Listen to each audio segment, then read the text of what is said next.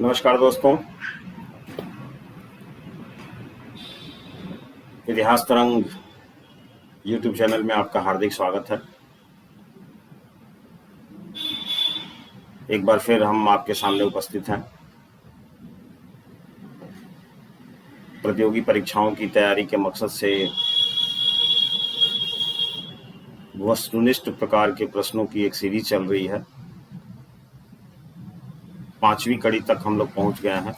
MCQ 5 तक हम लोग पहुंच गए हैं। आज हम फिर आपके सामने उपस्थित हैं एक 15 प्रश्नों की श्रृंखला को लेकर। इससे पहले कि हम 15 प्रश्नों की इस श्रृंखला को आपके सामने रखें, MCQ 6 नंबर की इस सीरीज को आपके सामने रखें, सबसे पहले हम चाहते हैं कि आप MCQ 5 के आंसर शीट देख लें, समझ लें और उसके अनुरूप आप अपना इवैल्यूएशन करें, उसके अनुरूप आप अपना मूल्यांकन करें। तो चलिए चलते हैं हम पहले आंसर शीट पर। MCQ 5 नंबर की जो टेस्ट सीरीज थी उसका आंसर शीट हम देखते हैं। आप बेहतर तरीके से उसको देख लीजिए और आप अपना कैलकुलेशन, आप अपना इवैल्यूएशन खुद ब खुद कीजिए कि आपकी तैयारी किस लेवल तक है। स्क्रीन पर आपके सामने MCQ 5 सीरीज के आंसर शीट आपके सामने हम रख रहे हैं।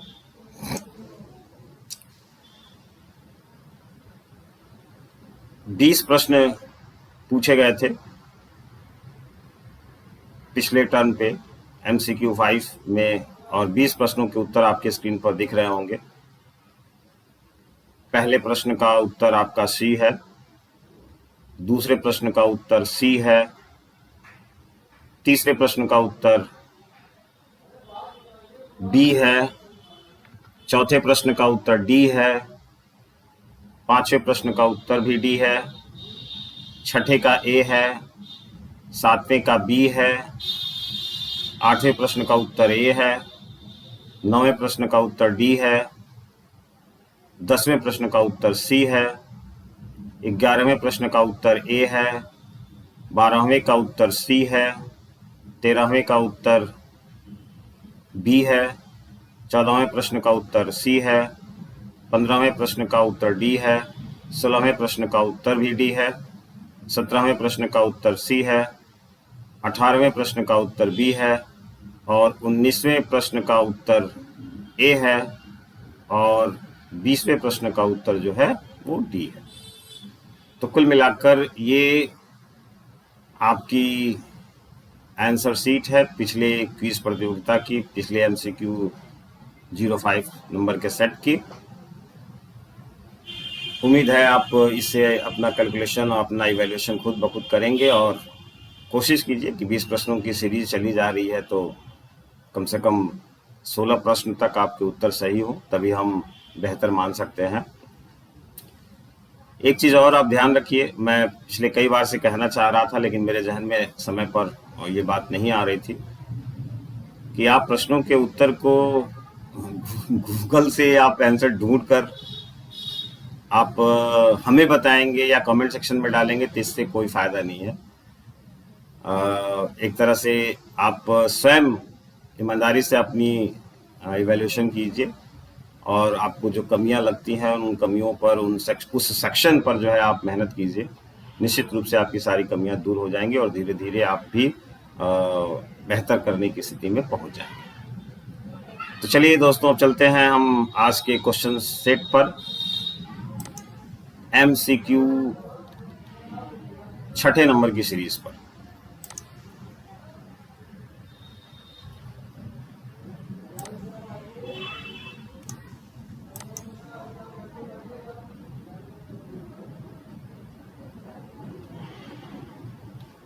मॉडर्न इंडियन हिस्ट्री से ये भी रिलेटेड है। 15 प्रश्नों का सेट आपके सामने रखा जाएगा। इस बार के टेस्ट सीरीज में थोड़े बहुत कठिन प्रश्न भी रखे गए हैं। ताकि आप उसके अनुरूप आप अपना इवैल्यूएशन भी कर सकें।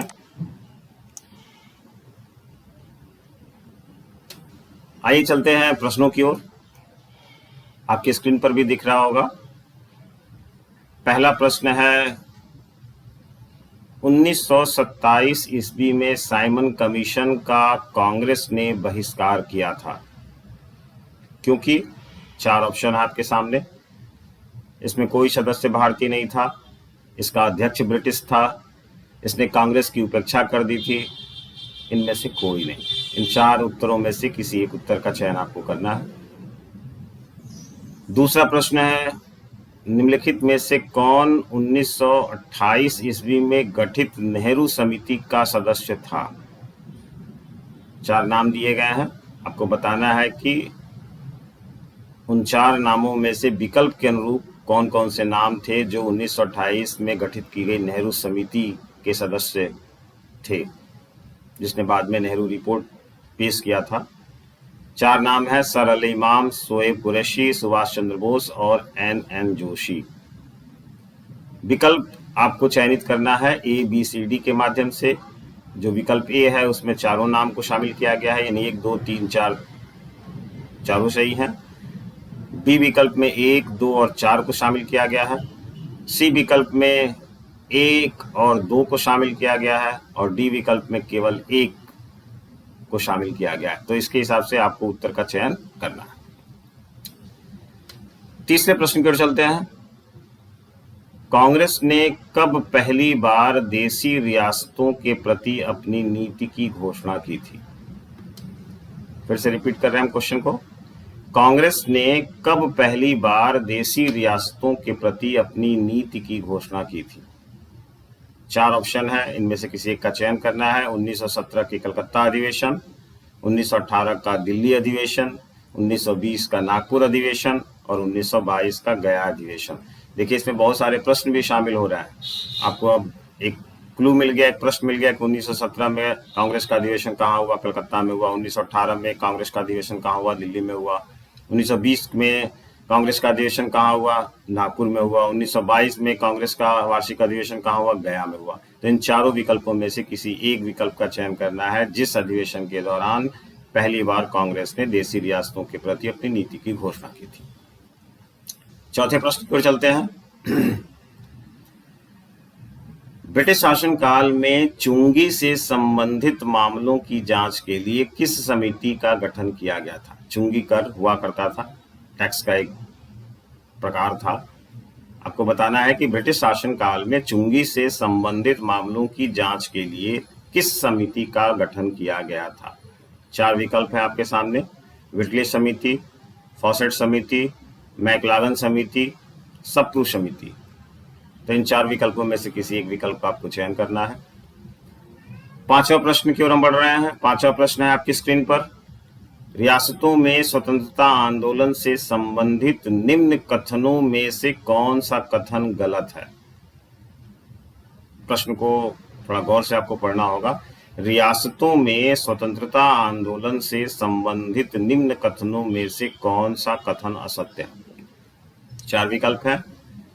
1929 ईस्वी में अखिल भारतीय प्रजा परिषद की स्थापना हुई थी। कांग्रेस ने 1938 ईस्वी तक रियासतों में हस्तक्षेप न करने की नीति अपनाई, दूसरा विकल्प है। तीसरा विकल्प है, कांग्रेस ने 1938 के हरिपुरा अधिवेशन में पूर्ण स्वराज के लक्ष्य को रियासतों में भी लागू किया। और चौथा विकल्प है, इनमें से कोई नहीं, यानी जो ऊपर के 3 विकल्प हैं उनमें से कोई नहीं। छठे प्रश्न पर चलते हैं। स्क्रीन पर आपके दिख रहा है, रियासतों में स्वतंत्रता आंदोलन से संबंधित निम्न कथनों में से कौन सा कथन असत्य है? रियासतों में स्वतंत्रता आंदोलन से संबंधित निम्न कथनों में से कौन सा कथन असत्य है? 4 कथन दिए गए हैं, 4 स्टेटमेंट दिए गए हैं, उसके अनुरूप आपको विकल्प दिए गए हैं। जैसे एक स्टेटमेंट है, 1933 में नासिक जेल में कांग्रेस के अंदर एक समाजवादी दबाव समूह बनाने का विचार आया। दूसरा स्टेटमेंट है, 1934 में कांग्रेस समाजवादी पार्टी की स्थापना हुई, कांग्रेस सोशलिस्ट पार्टी की स्थापना की गई थी। तीसरा विकल्प है, तीसरा ऑप्शन, तीसरा कथन है आचार्य नरेंद्र देव के प्रथम अध्यक्ष थे। चौथा ऑप्शन है इसका प्रथम सम्मेलन लखनऊ में हुआ। अब इन 4 स्टेटमेंट में से कौन कौन से स्टेटमेंट सही हैं वो विकल्पों के अनुरूप आपको चयन करना है। ए है जिसमें 1, 2, 3, 4 स्टेटमेंट को शामिल किया गया है। बी में 2, 3, 4 स्टेटमेंट को शामिल किया गया है। सी में 1, 3, 4 को शामिल किया गया है और डी में 1, 2, 3 स्टेटमेंट को शामिल किया गया। तो इस तरह से छठा प्रश्न आपका कंप्लीट हुआ। बढ़ते हम 7वें प्रश्न की ओर। थोड़ा इजी प्रश्न है आपके लिए। अखिल भारतीय अस्पृश्यता संघ की स्थापना किसने की थी?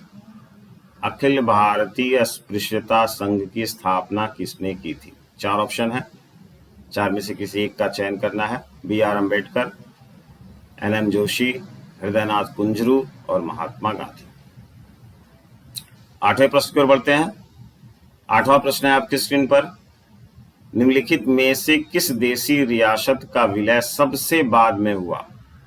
देशी रियासतों का विलय आपको पढ़ाया गया है, तो आपको बताना है कि किस देशी रियासत, जो 4 विकल्प दिए गए उनमें से किस देशी रियासत का विलय सबसे बाद में हुआ। 4 ऑप्शन है, भोपाल, कश्मीर, जूनागढ़ और हैदराबाद। 9वें प्रश्न पर चलते हैं। जूनागढ़ का भारत में विलय किस वर्ष संपन्न हुआ? जूनागढ़ का भारत में विलय किस वर्ष संपन्न हुआ? यानी आपको बताना है कि जूनागढ़ को भारत में कब विलीन किया गया। 4 ऑप्शन है, 20 फरवरी 1949, 26 अक्टूबर 1947, 1 नवंबर 1948 और इन तीनों में से कोई नहीं। चौथा उत्तर है आपका। तो इस तरह से 4 में से किसी एक का चयन आपको करना है। 9 प्रश्न तक हम पहुंच गए। 10वें प्रश्न की ओर बढ़ रहे हैं। आपकी स्क्रीन पर दिख रहा होगा एक स्टेटमेंट है, समूचा भारत एक विशाल बंदी गृह है। ये बहुत पॉपुलर स्टेटमेंट है। समूचा भारत एक विशाल बंदी गृह है, यह कथन निम्न में से किसका है? 4 ऑप्शन है आपके सामने। बाल गंगाधर तिलक, लाला लाजपत राय, सुभाष चंद्र बोस और C.R. दास यानी चित्तरंजन दास। 11वां प्रश्न आपकी स्क्रीन पर दिख रहा है। निम्नलिखित में से किसने 1857 के महासंग्राम को सामंतवादी प्रतिक्रिया कहा है? जब आपको रिवोल्ट ऑफ 1857 पढ़ाया जा रहा होगा तो बहुत सारे स्टेटमेंट बताए गए होंगे। उसी टॉपिक से रिलेटेड है कि निम्नलिखित में से किसने 1857 के महासंग्राम को सामंतवादी प्रतिक्रिया कहा? 4 ऑप्शन है, लॉर्ड डिज़रायली, जॉन के, रीज और sir John Lawrence. Sir John Lawrence की बहुत पॉपुलर पुस्तक है कानपुर, नाम ही है पुस्तक का नाम, कानपुर। तो इन 4 विकल्पों में से किसी एक विकल्प का चयन आपको करना है। 12वें प्रश्न की ओर चल रहे हैं। आपकी स्क्रीन पर दिख रहा होगा, निम्नलिखित में से कौन सा कथन असत्य है? 4 स्टेटमेंट दिए गए हैं, आपको बताना है कौन सा स्टेटमेंट आपको गलत है। पहला है, वारदोली सत्याग्रह में वहां की महिलाओं ने सरदार पटेल को सरदार की उपाधि प्रदान की। दूसरा कथन है, वारदोली सत्याग्रह को लेकर ब्रिटिश सरकार ने मैक्सवेल फील्ड आयोग का गठन किया। तीसरा स्टेटमेंट है, 1865 में भारत में बजट प्रणाली आरंभ हुई। और चौथा विकल्प है, 1870 में प्रांतीय वित्त को केंद्रीय वित्त से अलग करने का पहला प्रयास किया गया। 1870 लॉर्ड मेयो का शासनकाल, वित्तीय विकेंद्रीकरण आपने पढ़ा होगा। तो 1870 में प्रांतीय वित्त को केंद्रीय वित्त से अलग करने का प्रयास किया गया। तो इन 4 विकल्पों में से आपको बताना है कि कौन सा स्टेटमेंट सही नहीं है, यानी असत्य है। 13वें प्रश्न की ओर चलते हैं। आपकी स्क्रीन पर दिख रहा है, अखिल भारतीय किसान सभा की स्थापना कब हुई? अखिल भारतीय किसान सभा की स्थापना कब हुई? 4 ऑप्शन हैं आपके स्क्रीन पर। 1918, 1920, 1936 और 1940। 14वां प्रश्न है आपकी स्क्रीन पर, बहुत पॉपुलर टॉपिक से है, महलवाड़ी बंदोबस्त व्यवस्था। महलवाड़ी बंदोबस्त व्यवस्था के अंतर्गत पहली बार खेतों के मानचित्रों और पंजियों का प्रयोग किसके द्वारा किया गया? पंजियों का मतलब पंजीकरण से है। यहाँ पर जब नक्शा जो बनता है और नक्शा में जो लिखा जाता है उसी को पंजी यहाँ संबोधित किया गया है। तो महलवाड़ी बंदोबस्त व्यवस्था के अंतर्गत पहली बार खेतों के मानचित्रों और पंजियों का प्रयोग किसके द्वारा किया गया? 4 ऑप्शन है आपके सामने स्क्रीन पर। William Bentinck, Martin Bird, Hort Mackenzie और कैप्टन रीड। इन 4 में से किसी एक विकल्प का आपको चयन करना है। और आज के MCQ 06 का अंतिम प्रश्न, 15वां प्रश्न आपके स्क्रीन पर दिख रहा है, आपके स्क्रीन पर आया हुआ है। निम्नलिखित में से किसकी रिपोर्ट की सिफारिश पर बंबई प्रेसिडेंसी क्षेत्र में भी रैयतबाड़ी बंदोबस्त व्यवस्था लागू की गई? फिर से हम रिपीट कर रहे हैं। निम्नलिखित में से किसकी रिपोर्ट की सिफारिश पर बंबई प्रेसिडेंसी क्षेत्र में भी रैयतबाड़ी बंदोबस्त व्यवस्था लागू की गई? आप जानते हैं रैयतबाड़ी बंदोबस्त व्यवस्था मद्रास और उसके आसपास के क्षेत्रों में लागू की गई थी। तो आपको बताना है कि बंबई प्रेसिडेंसी क्षेत्र में किसकी सिफारिश पर रैयतबाड़ी बंदोबस्त व्यवस्था लागू की गई। 4 विकल्प है, Elphinstone, captain Read, Thomas Munro और इनमें से कोई नहीं। ये जो प्रश्न है निश्चित रूप से अधिकांश प्रश्न जो है सब आपको लाइव क्लासेस में आपको पढ़ाए गए हैं। वेबसाइट पर जो कंटेंट आप लोगों के लिए डाले जाते हैं वहाँ पर सारी चीज़ें उपलब्ध हैं। अगर आप थ्योरली स्टडी करेंगे तो निश्चित रूप से वो सारी चीज़ें आपके जहन में रहेंगी और वो आपको याद होंगी और आप इसका उत्तर बेहतर तरीके से दे सकते हैं। तो दोस्तों ये था आज का आपका 15 प्रश्नों का एक सेट। उम्मीद है कि पूर्व की भांति आप अपने प्रश्नों का उत्तर निर्धारित स्वरूप में सामूहिक रूप से एक साथ अपने कमेंट के माध्यम से देने का प्रयास करें ताकि हमें इवैल्यूएट करने में सुविधा रहे। तो आज के लिए इतना ही। और जिन लोगों ने, मैं फिर एक बार कह दूं कि गूगल का सहारा या किसी और चीज़ का सहारा लेने से बेहतर है कि आप अपनी स्टडी को फोकस करें। अगर प्रश्न नहीं आते हैं तो इसमें कोई हिचकिचाहट की ज़रूरत नहीं। आप जो चीज़ नहीं आती है आप उस टॉपिक को स्टडी करें, उस टॉपिक पर आप फोकस करें और उसके हिसाब से आप अपनी प्रिपरेशन को करेंगे। गूगल से आंसर बता देने से कुछ होने वाला है नहीं। मुझे शिकायतें भी मिली हैं, इसलिए मैं ये बात आपके सामने रख रहा हूँ।